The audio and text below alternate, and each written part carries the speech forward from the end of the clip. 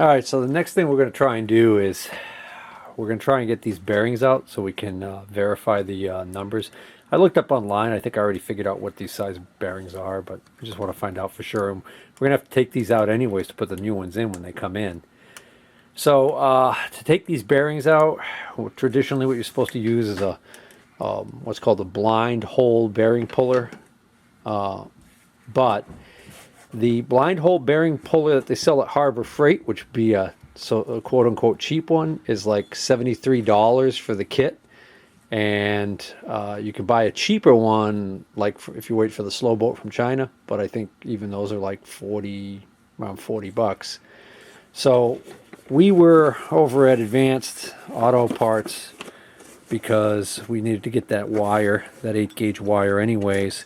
And I inquired about the type of pull I was looking for, and they didn't have that, but they did have a pilot bearing puller. So this is a one-piece pilot bearing puller.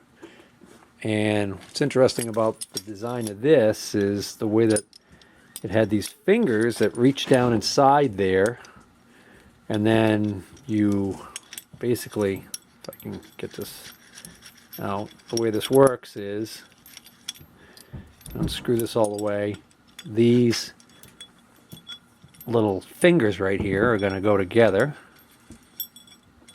right? Okay, and then the idea is you insert these fingers into the bearing, and then you turn this, and through cam action it's going to make those spread out and hopefully grab the bearing. And once you do that, then you use running this nut down to actually try and get this to pull. So figured we'd give it a shot. Only now that I get it here and I look at it, I realized that we're going to have a problem with this not really wanting to work for us. But, well, for starters, let's try. Let's see whether or not we can even get this to grab like we theoretically thought it would. Oh, that's actually pretty good. That's grabbing. So now, yeah, see the problem is there's no clearance in here to use. Oh, hold on. Might have spoken too soon. We need your tools. Alright, so now theoretically if we tighten this nut, that should work. Alright, let me get a wrench. Let's see if this... Yeah, it doesn't feel like that's working at all. No, it's working. Bearing's coming up a little bit. We've got this foot right here, this thing is actually sitting on that bearing, and I think it just pushed that bearing in. I think that's what that noise was we just heard. Yeah, it's definitely coming out. I can see it. I don't know. You think so? Yeah.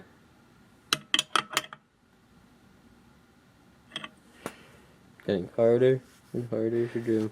See if I can find my heat gun. If we heat that aluminum housing, it might pop out easier.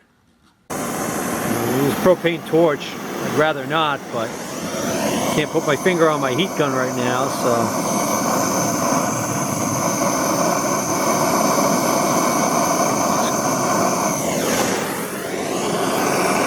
Trying to heat the housing and not the bearing so much.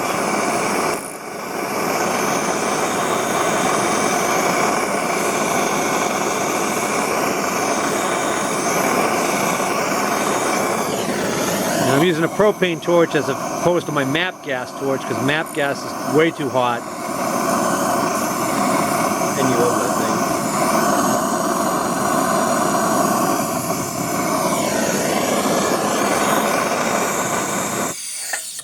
Died? Yeah, it's alright.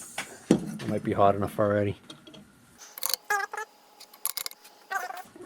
That is not really coming out. Come on. Hey, want me to get these containers?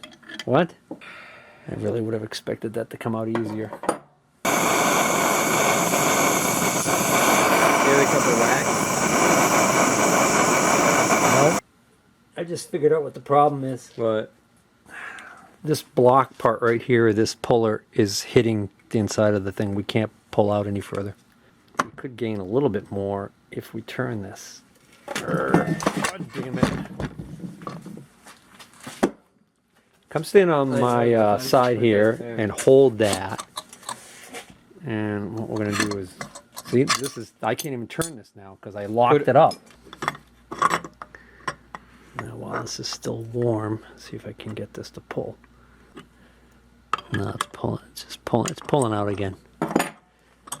Something's going wrong.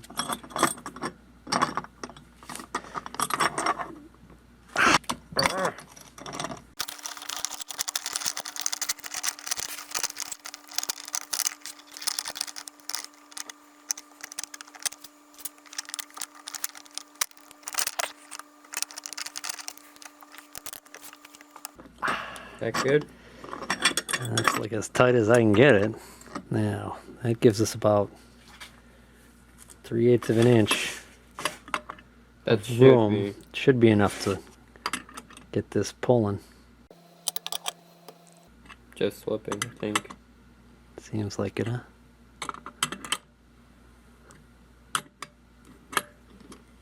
Yeah, not working. It won't work. And the problem is that it's just not designed to do it. It can't put enough pressure.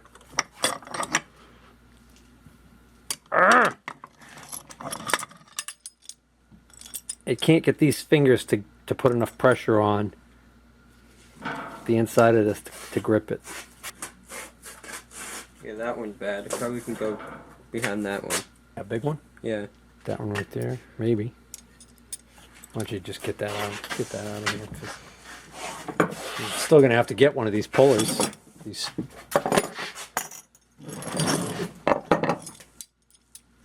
Give advice? Yeah, that definitely looks like it's behind there now. So this one should work.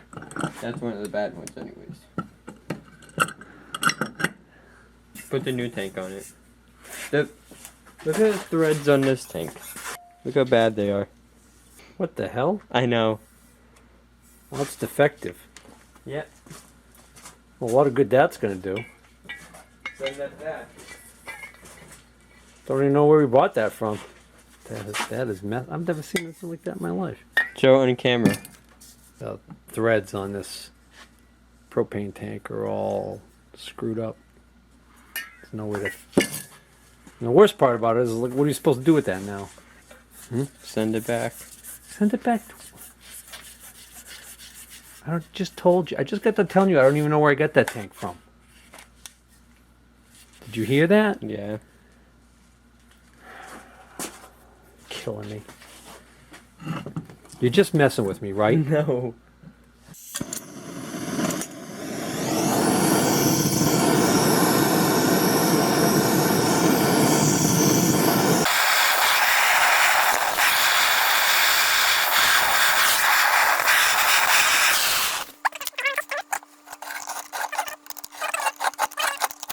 Nope. It looks like it's coming out too, doesn't it? Maybe it started to and then it slipped. I don't know. Try one more time before it cools off. Is it pulling out? Yep, it's getting too easy and it's not doing anything.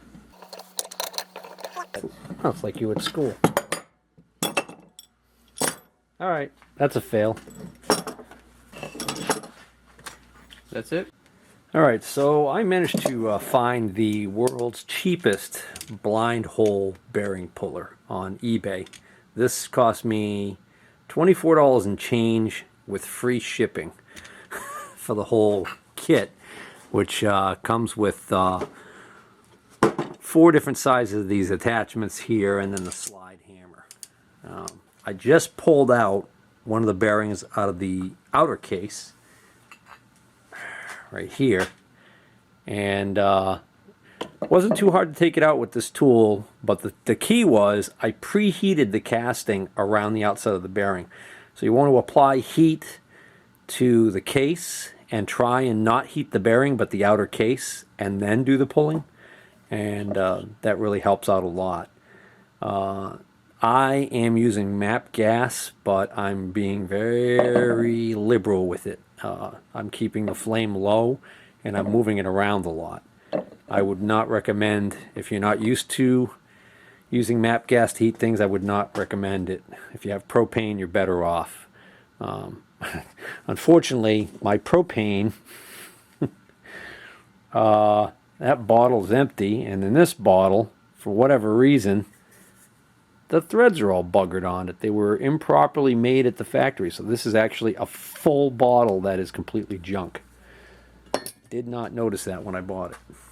So I think I'll pull, since I've got this size on, which is for the smallest bearing, I will pull this bearing next.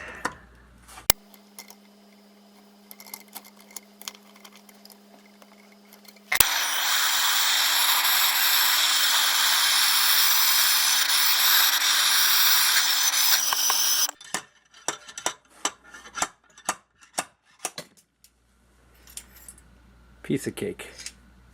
All right, so what we're gonna do is I'm gonna heat the case, and then I'm gonna hold it with these heavy gloves so I don't burn myself, so that you can actually pull the bearing. Okay. So what I need you to do is I need you to hold this end up so that it's not bending those fingers on that thing. You using the hotter one? Yeah, it's a lot quicker. Well, because we already discovered that the threads on that one, they were no good.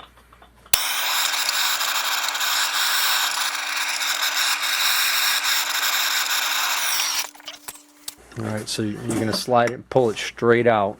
Do I hold this? Yeah, hold on. You gotta hold. Yeah, hold this up like this and then just slide this back as soon as I hold it. Alright, go ahead. There you go. Again, keep going. Yeah. Slid out? Yep. Doesn't do the greatest job gripping because it's a cheap tool. Can't believe how badly bent up this is already. That's a lot tighter than I had it. Alright, what I'm going to do is I'm going to try and heat the backside here. Because that's what the bearing sits in. So again, hold this up. Hold on, this is unscrewing. Alright, so what we're going to do is I'm going to hold it like, I'm going to do it like this. That way you can be off to the side. Okay? Just, again, don't let this sag down. Hold it up. Because you're bending those fingers every time you do that. You can only bend that metal so many times before it fatigues and it just snaps.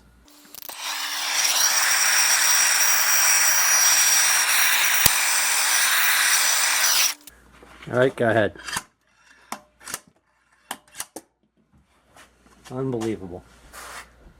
What a piece of crap. What a piece of crap. Well, if I had to venture a guess, I'd say that the sharp edge that was on the edge of this, that was actually the only thing that was really giving this grip on that bearing, has just completely rubbed off in the few times that we've used it. Did it come with any more? The same size? No. No. No, it comes with 4 different sizes for different size bearings. This is pretty ridiculous. The other thing I was looking at when I was heating this up was all of a sudden a whole bunch of oil started like sweating out of this area right here. I think that's cracked. I think there's oil behind that bearing. So I can get the camera on it close up. So this whole dark area right here, that didn't exist at all until a few seconds ago. As soon as I put the heat to it, all of a sudden I could just see liquid coming out of this area right here and discoloring this whole area. My theory is that that's a crack right there, and that it was oil that's trapped behind the bearing, boiling out through the crack. I might be wrong, but I wouldn't be surprised if that's cracked. So I just took the bearing pulling head off apart, and I took this out, and you can see that this is all chowdered up now. This, just the act of this going in and out and trying to expand these has completely chewed this all up.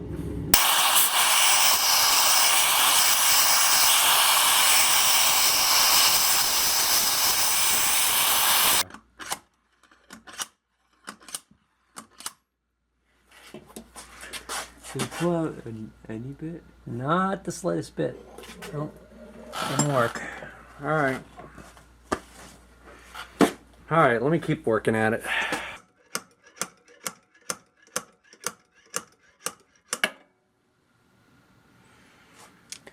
Oh. So, last bearing on this side of the case that I need to take out is actually in here. So I've got to get this sprocket adapter off of here. This is just a slides over a spline, I think, on this shaft and enables us to drive the chain. So this looks like a self-locking nut. So I think if I just get a pipe wrench on here to hold this from turning, I should be able to unscrew that nut, maybe with an impact driver.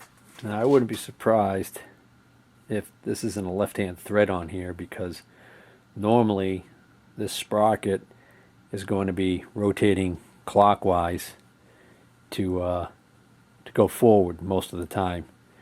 So it would make sense that they would design this so that the counterclockwise rotation of the nut would actually cause it to tighten more, which is opposite what you would normally expect. Lefty loosey, righty tighty is what you normally expect. So I am going to try tightening it, or turning it in the direction that would normally tighten it first. And this is a 21 millimeter 21 millimeter nut, and the only 21 millimeter socket I have is this one from my impact set, which is fine because it allows me to use this big breaker bar.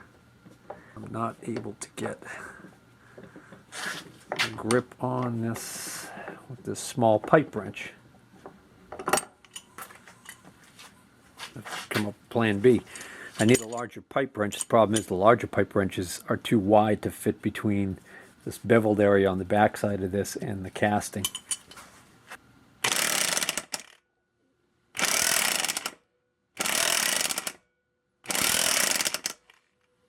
Well, let's see. Maybe it's not. Maybe it's not reverse thread.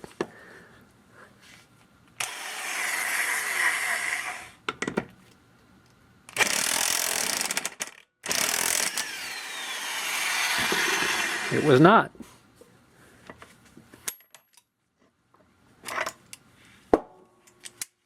So,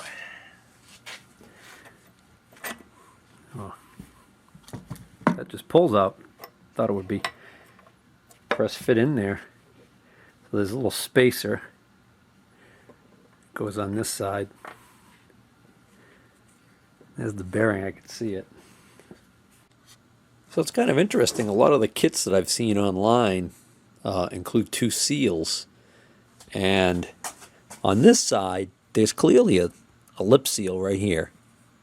And turns out, over here on this side, what they're doing is they're using a bearing that has a rubber seal on this side of the bearing.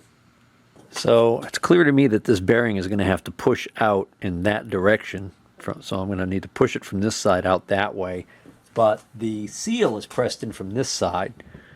But I think if I push this bearing out, it'll just pop the seal out with it. It's probably going to be the best way to handle it. Normally I would be really gentle, but since I'm basically not caring about damaging this bearing anyways, I'm just going to give it a good whack. This is just a 6004-2RSP.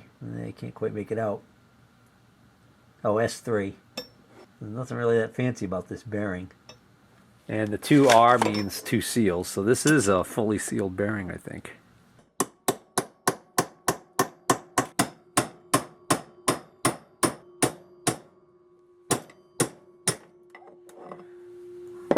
Finally. All right, so there's the seal. There's the bearing. Yep, so they're using a fully sealed bearing as the output shaft bearing. Now that I think of it, I remember reading online where somebody actually recommended, or I guess what they do is they buy the fully sealed bearing and then they use a pick and they pick out and they pull out the seal on one side, and then they end up basically leaving that open, unsealed side of the bearing. You can see that you can remove this, and then that would expose the bearing cage, and they would have that side facing the inside where the oil bath is. So that's an interesting theory. Oh, so what I was saying before was the kit has two seals, and here's the other seal.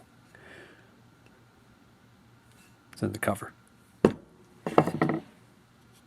I got one bearing left to pull, and then that seal, and then we can start figuring out what we get to order. You know, I just noticed something interesting. I'm wondering if this has been rebuilt previously, because this seal right here is actually cocked in the bore. It's sticking out proud here, and it's not here. It's actually tilted like that. So it's tilted. I'm exaggerating it with my hand, but I can clearly, I don't know if it's coming out on the camera or not, but that's clearly not installed correctly.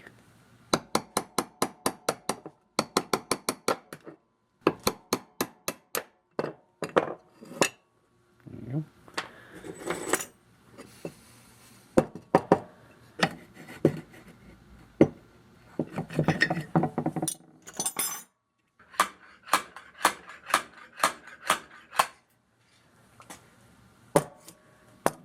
Didn't even need to heat that one up. So I think the trick I'm learning here with this bearing puller is more frequent, lower intensity taps to work it out. The really slamming this thing, all it does is cause this to pop out past the bearing, and then you get to reset and start over again. So see, that one's not chewing up like the small one did. There's oil in there, but might not even be a bad idea to pack some grease inside that, where that point rides.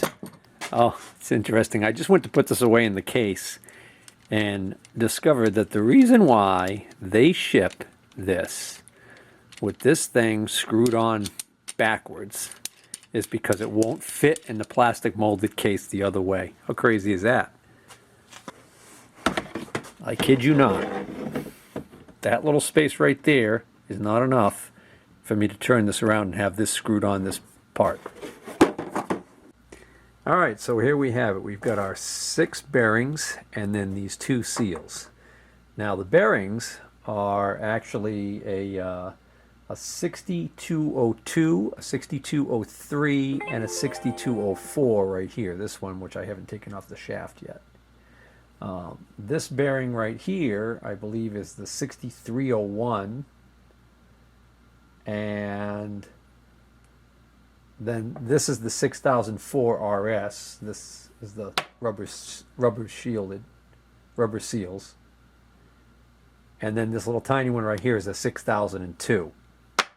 The cheapest deal I found on these bearings would be if you buy them all in this kit that's offered by a seller on eBay for $35 plus $11.23 shipping.